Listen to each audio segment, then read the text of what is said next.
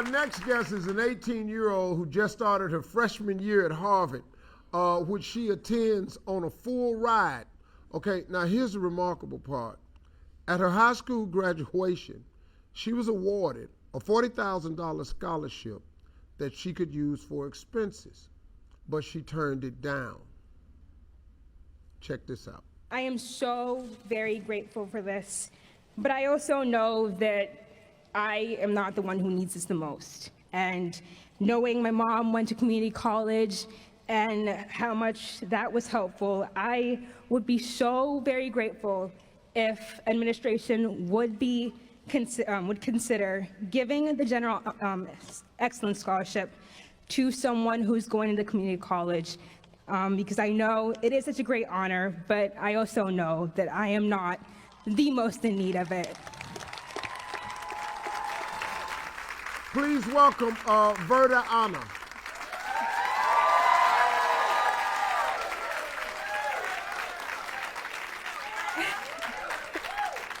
Verda, what made you want to give up a $40,000 scholarship?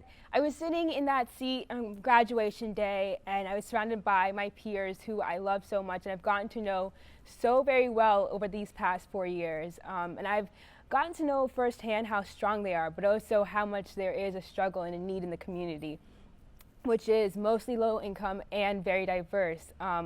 And so, you know, I'm sitting there and I've gotten awarded this $40,000 scholarship, and I know that I have, you know, my tuition paid for, my room paid for by Harvard.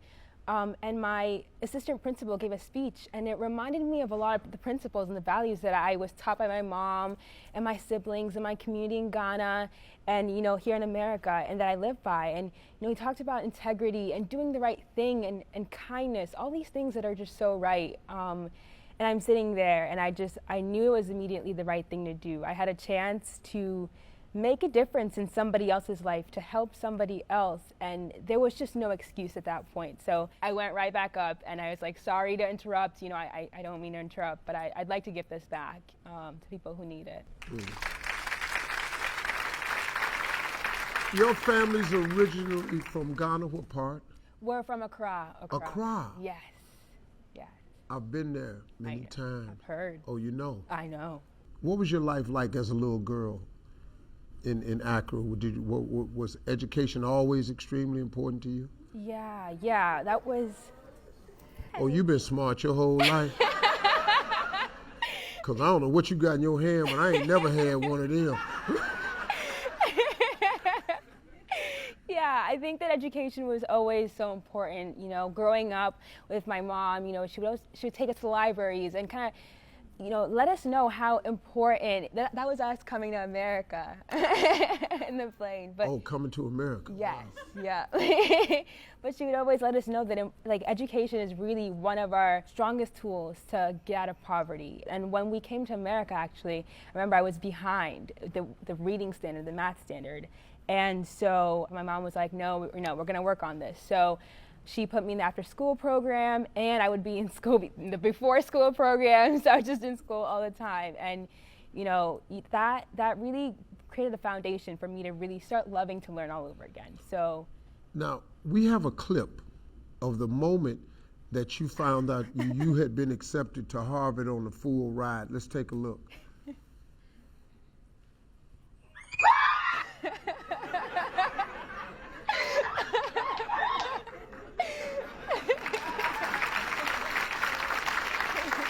A full ride. Let me ask you something. What kind of grades you have to get a full ride? Really good ones. But I think I would also add to that, like, beyond grades, do things that are good. And not just for yourself. Like, grades are good for you, but like I in high school realized that we were getting a lot of students from like immigrant students, but there wasn't really a structure to help students kind of get welcomed into school and assimilate. So I created that in a program and had, you know, teachers working on it, students working on it, got the team together, you know, a whole community together to work on that. So it's beyond just, you know, grades. Those are so important, but also keep your eyes open. What does the community need? What do people need to make their lives better? And then go out of your way to do that. Everyone can do that. Your mom, Rosemary, is here. Yeah. Mom, where are you? Right here. Hey, how you doing? Good. First of all, you gotta be really proud of this. I am. I am. How did you feel? How'd you feel when she turned down that $40,000 scholarship? Actually, I was in the audience when she turned down. They were so far from us, but I felt like I connected to what she was saying. Yeah. Because people didn't connect right away, like, what's she doing? And then I just jumped out of my seat and started shouting, like, go Gil, yeah! And then everybody started shouting the same thing. So I was really happy. I was really happy about it. I was happy. I knew she did the right thing. And then I've always said to them, use your discretion. When you have an opportunity to help somebody, don't tell the person, go and come tomorrow. If you can do it right away, do it. And I was so proud. She didn't have to come and ask or discuss. She just did what she had to do at the right time.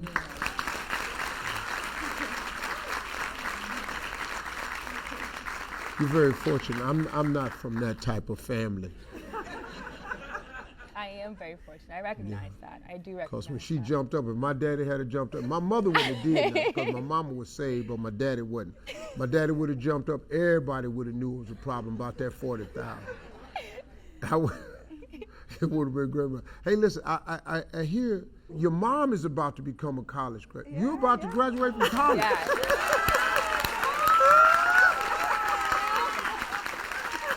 Wait a minute now, hold on.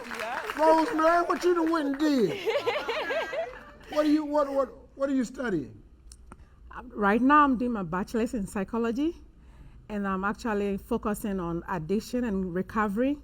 I just finished my 2 years with Bible school, and I want to add this one to it to understand what people go through with addiction and how best I can be there to help them as they recover.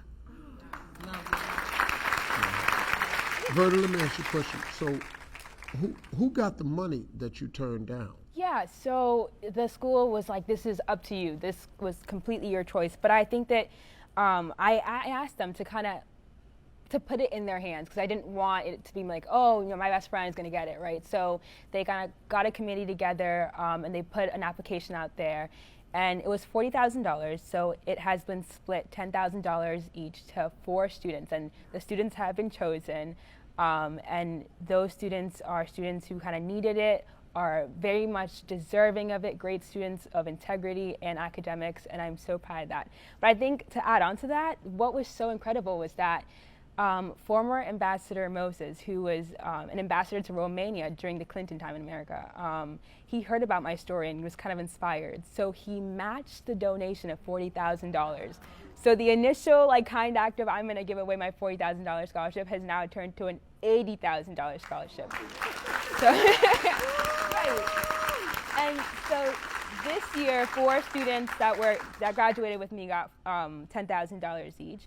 Next year, they're working with a law firm. I'm assuming 4 more students will get it. And then, as if that wasn't enough, a local community, a local city around us, Lowell, people from there heard about it, a couple, and they were inspired. So they created a scholarship for community college students, and they are doing their own thing over there. I have nothing to do with it, but I'm so glad that I inspired that. I mean, I've never been to Lowell. There's no way in hell she 18. This just ain't nowhere in the world she 18. This don't make no damn sense. Yes. I want to introduce you to my youngest son, but he's stupid. Y'all don't know what y'all gonna sit around and talk about. Giving away 40,000. Who do that? All right, so let me ask you this question. You're going to Harvard. You have any idea where you'd like for this Harvard education to take you? Yeah, I do. I knew you did. She said, yeah, I do. Yeah.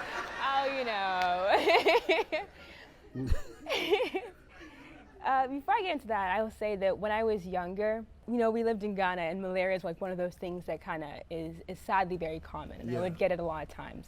So you kind of spend a lot of times in and out of hospitals. And I also remember this one story my mom told me about when she was giving birth to my younger brother. Went into the hospital and it was packed with women, but there weren't enough staff, there weren't enough stuff, there weren't enough resources in general.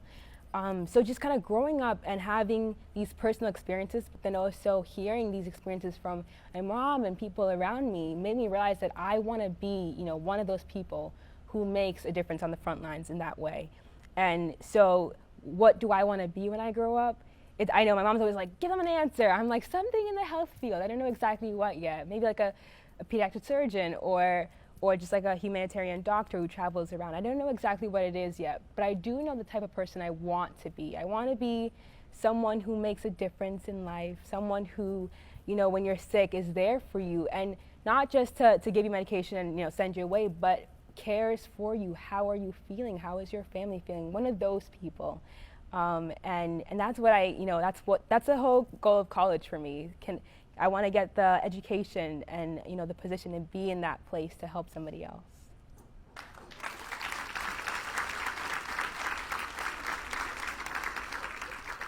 I'm gonna just take a chance. Listen, he can draw. He can take good pictures. He's in his early 20s right now, so he got to wait a little while. But you'll probably get your degree in like, what, a year and a half or something? And then, then you'll be 19 and a half. And then when you're 21 and, you finish, then you got to go to med school. That's 4 more years. Med school is 4 years. Right. And then Harvard is 4, but you probably going to finish early. Yeah. She said, how you say that? I said, you probably finish early. Yeah. What? I barely got out of high school. So I'm gonna finish college early, so you get out of there, and then that's 6 years, and then you'll be 24, but then he'll be 30, and then he probably gonna make a stupid ass decision by then, and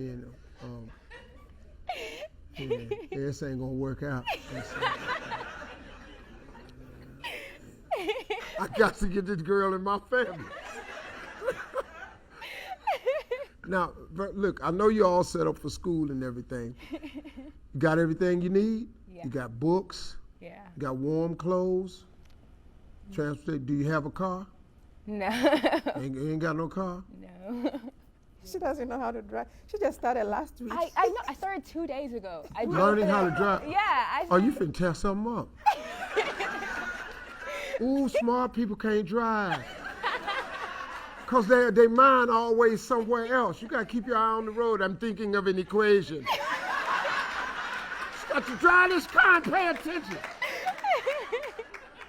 Well, we kind of knew this, so we talked to our friends over at Trophy Automotive Dealer Group, located in Southern California. They heard about your act of absolute selflessness, and they were so moved by your story that they're giving you a 2021 Kia Niro electric vehicle. Yeah. This car is so dope. The car's worth over $40,000. It's brand new. It's a 2021. And these folks are led by the Watar family, whose organization, the Watar Foundation, supports deserving children across the globe. And your story really resonated with them. And so the Watar family sends you their best and hope that this small gift carries you to some of the greatest destinations in your life. Now listen, I know you like giving gifts back, but don't get his damn car. This Uncle Steve here talking now. I got you. Do not get his damn car to somebody. You ain't got no car. You're an amazing young lady. Thank you. You're an amazing young lady.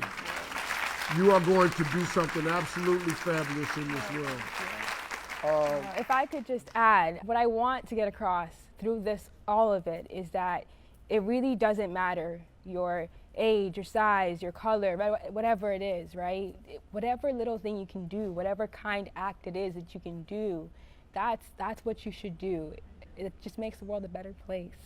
Thank you. Thank you.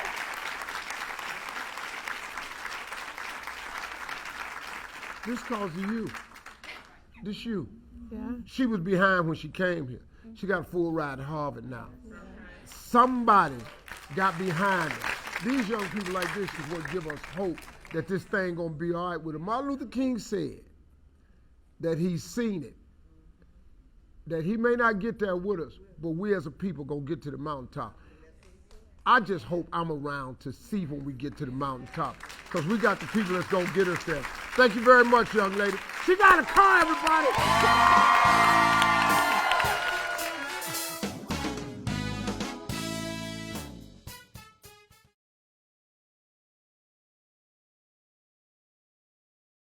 Hey, you made it to the end of this video.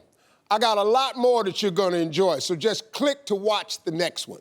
And make sure you subscribe to always know what's happening.